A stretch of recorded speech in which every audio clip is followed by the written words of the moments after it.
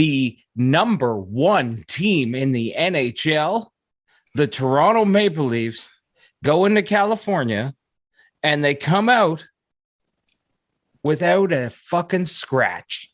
The number one team in the NHL, eh? Like tied with Washington. I know, and they've played more games than Washington, but I'm going to say it anyway because they have just as many points as the Washington Capitals. Number one team in the Atlantic Division, number one team in the NHL. Most wins ever in a month in franchise history.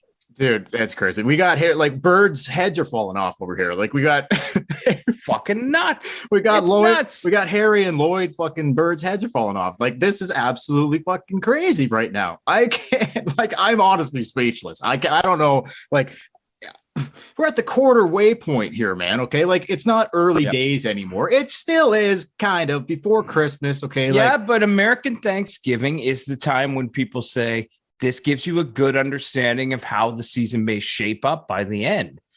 Mostly for teams outside of a playoff spot. It's really hard to get into a playoff spot after American Thanksgiving if you're out. So, if I'm the Montreal Canadiens or the Ottawa Senators, it ain't looking good. But the Toronto Maple Leafs, it's all sunshine. No, you're right. And okay, so just to go off the top, like you kind of just touched on there briefly, but just before we get into the recaps, I'm just gonna rip off these things that are like birds' heads are falling off, man. That's all I can say right now.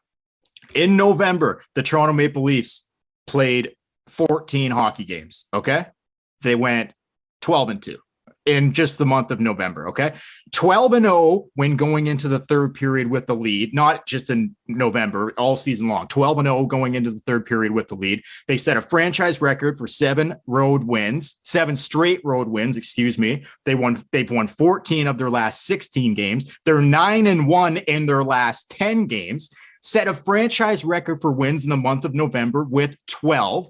Outscored their opponents 18-4 in their last 4 games. And they stand alone, first place in the Atlantic Division, and like you just said, tied for first overall in the National Hockey League with the Washington Capitals.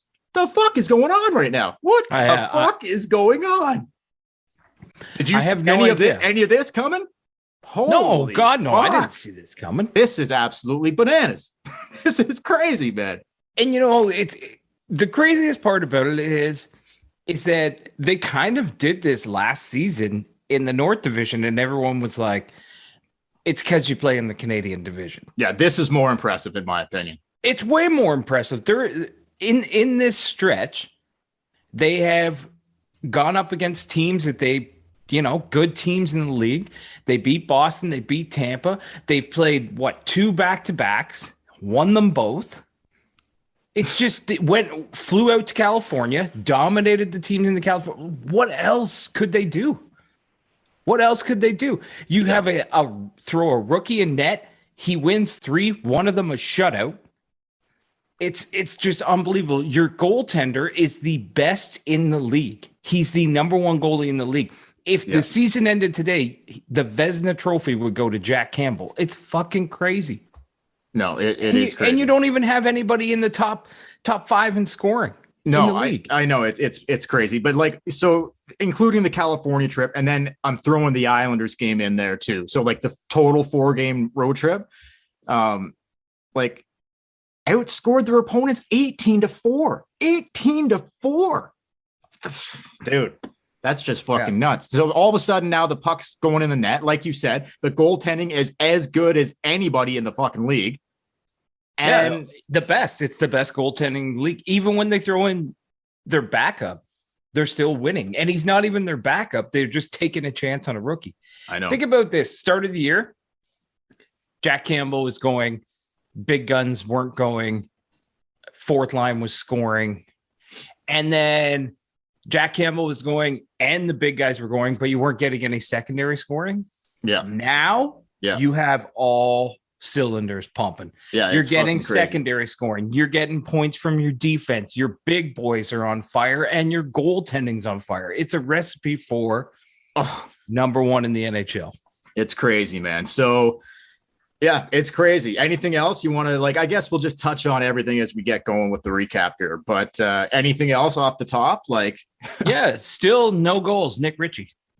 oh, fuck. I wasn't sure if we were going to get through a podcast without talking about him, but no, we won't because I was going to bring him up later anyways. So I knew you were. only mildly, like real mild. Okay. But is he the only guy in the team without a goal? Like that's played regularly? Yeah, like I think they've got some guys on the back end that don't, but out of the forwards, 100%. I mean, out of the forwards who have played the majority of the games this year. He's played every fucking game. No. He banged in an assist though on the road trip. Oh, okay. Well, better extend them then. Along with his anyway, I'll get into him slightly, but only just slightly a little bit later. We'll get to Nick Ritchie later. Don't you fucking worry. Don't think twice about that. But anyway, so let's start the roadie off in Los Angeles, California. And everybody had an ocean. So Justin Bieber. Come on, man. The Biebs is in the house. Now, for some reason, I thought Bieber didn't drink. I know, like, he married a Christian. He dumped Selena Gomez or whatever her name is. Which what are you talking about? Every time he's at a Leaf game, he's in the bag. Okay, I thought he married one of the Baldwin, like, yeah, I know, daughters, and she's like Haley Baldwin, and she's like super religious, and like I think she kind of got him going to church and all that. Like, whatever, that's cool if that's what you want to do. But I just for some reason thought he had gotten sober, like didn't drink, whatever. But then he's like in LA pounding Bud Lights. I'm like, okay, well, I guess fucking that's not a thing. So I don't know why I thought that. Last time he was at I guess it was pre-COVID, but he was at the Leaf game in Toronto. He was ripped. So I saw Bieber and I'm like, okay, like this could be a little something here. Like maybe mustache. We can still call him that for a couple more days. Well, at least on this podcast. I thought maybe mustache. And this LA game also was a national broadcast in the States because this was, I believe, Thanksgiving Eve, Wednesday in the United States. So I think this was like a nationally televised broadcast in the United States, even though it was a late game on the East Coast. But so I had a little feeling like, I don't know, maybe mustache and some of the boys like Willie and shit, we're going to go all Hollywood on this shit. Bieber in the house and like they're in LA. So I just kind of had a feeling going into this game. And fuck, man, like they just go into LA and put the fucking boots to them. Like they just fucking buried them, smoked them. Like, yeah. The funny thing is that like it all kind of unraveled in the second period, but you're talking about Matthews and Nylander and they played great games. Like I recorded the games and then I would watch them later. But I found it was the other guys who kind of went Hollywood. I thought Michael Bunting had a great game. Rasmus Sandin had 3 assists. Sandin had a great road trip in general. So anyway, like Kerfoot opens the scoring in LA in the first period. It was 1-0 Buds going into the second, and the Kings tied it. But then Engvall scored. And in the second period, Engvall scored, Tavares scored, Matthews scored, Spezza scored, Bunting scored early in the third. Leafs win it 6-2. Jack played okay. Like he was decent enough. The Kings had 30 shots. He made 30 saves, but 32 shots, 30 saves. 32 shots against 30 saves. So they end up winning 6-2. Basically just dominate. A little revenge for the loss. Back in Toronto, they lost 5-1 to the Kings. It was basically a reversal. Exactly. Yeah, and really, that was one of those, like, I think I called it a trap game when we were recording where it was a Monday night and you're on a hot streak and you kind of overlooked it. If they just keep playing like this, I don't see teams like LA's basically a 500 team. Yeah. I don't see 500 and below teams. If you play like that every night, I don't see 500 and below teams beating you this season.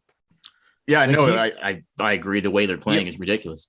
Yeah, it's just you're going to run into really good teams and you're going to run into really good goalies and stuff. But on a night-to-night basis, fuck, man, you could steamroll a lot of teams playing the way they're playing. San Jose. Okay, so the Leafs roll in here, and I'm right away top of my fucking mind as, are we going to see a Ricci sighting? Did not happen, but I think someone else was thinking the same thing, and it happened to be Willie Styles, Willie Nylander himself, because 32 seconds in, he looked like Mike Ricci flying down the fucking ice on a breakaway. His hair just flowing lusciously behind him in the San Jose, California wind. And he buries it 32 seconds in to make it 1-0. I think I saw him do a little look around up into the press boxes looking for fucking Ricci's hair. Couldn't find it, but just nodded. Yeah, like he kind of just like, how'd that one look, Ricci, dog? Ricci probably fucking flew off. Great move. Oh, beautiful. Great move. He went inside, outside, backhand in the net. James Reimer in goal for the San Jose James, Sharks. Not a great night for our boy Rhymes. Not a good night. No, he did not have a good night. But Tavares picks up an assist on that, and Willie gets on the board with his 8th of the season right away. So it's 1-0 Leafs. Sharks tied it, and Matthews rips one home, and Tavares puts another one fucking in to make it 4-1. Toronto Maple Leafs over the San Jose Sharks. That's all she fucking wrote. This Matthews goal here was a little bit, he's getting some interesting goals, in and around the net. Like, he's not really normal Austin Matthews. No. Like, I wonder if that wrist is still a thing or what. Like, Austin's looking good. His game's looking good out there, but he's not ripping the puck like he used to.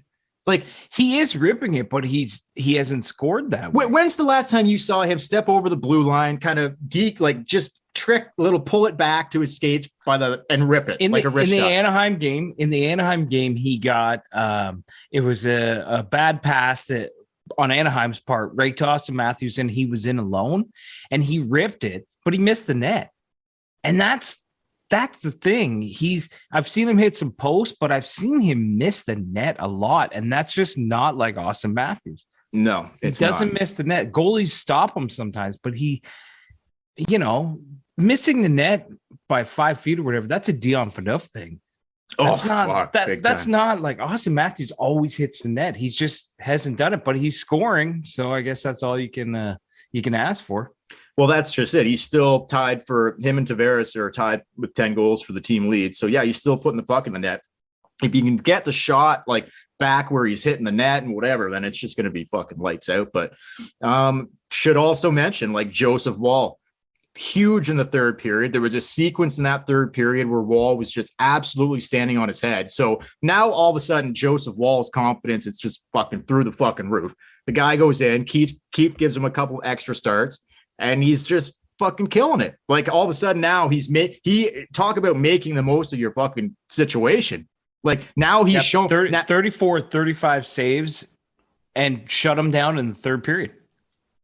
Which was the most impressive part about it, was that when the Sharks were pressing and they needed big saves, Woll fucking stood on his head. Well, look, I thought that like we were going to have a Ricci sighting this week. I thought we were going to see Emilio Estevez. Like we had this set up for like, this whole trip was going to be like fucking the trip of a lifetime. We should have fucking went on this trip. 3 big Leaf wins, Mike Ricci, Emilio Estevez. We're in Anaheim here. I'm thinking we're going to see Emilio Estevez because it was a hot fucking night in Anaheim, California. And I just thought we would get a little look at the Flying V. Didn't happen. No, it didn't happen. A little disappointed, but you want to know what did fucking happen? So to finish up the Anaheim game, Bunting ends up scoring to make it 2-0. Kerfoot gets on the board. Kerfoot had a fucking good trip. Bunting had a good trip. Simmons had a good trip. The list goes on and on. Simmons scores again later in the game. And Nylander gets an empty netter from Kerfoot. They kind of played fucking tag, and it ended up with Nylander putting it in. They beat the Ducks. The Leafs beat the Ducks 5-1, and that's all she wrote. 3-0 on the trip. Well, 3-0 in California. Take all the fucking points. Quick milestone. Forgot to mention this off the top. Jason Spezza played his, I believe, 1,200th career game against the Anaheim Ducks on Sunday afternoon or Sunday evening. So shout out Spets. We love Jason Spezza on this fucking podcast. Big time. Yeah. Spezza is... That's a hell of a lot of games. I think love having Spezza on the team. I think they said that only 117 players have played that many games or more. in the history of the league. I think that's right. I might be wrong on that, but Spets has been around a long time. No, dude, to play 1,000 games in the league is incredible. It's incredible, right? 1,200 plus, dude. And crazy. he's still going, still looking good. Yeah, big time. Oh, congrats, Spezza. So always welcome on the Tip In. Absolutely fucking love Jason Spezza. So yeah, he hits a milestone. And a couple quick things then, like a great, like we said a bunch here, absolutely great month for the Leafs, but a great week in California. Absolutely great. Hey everyone, Dale here. Thank you very much for watching the video. Please like, comment, and subscribe to our YouTube channel. While you're here, why don't you take a look around at some of our other videos? And if you want to listen to the audio version of our podcast, we are available on all podcast platforms. You can check in the description below. And if you want to support the podcast, you can do so by going to our Patreon page, and you can find a link to that as well. The Tip In Maple Leafs Podcast.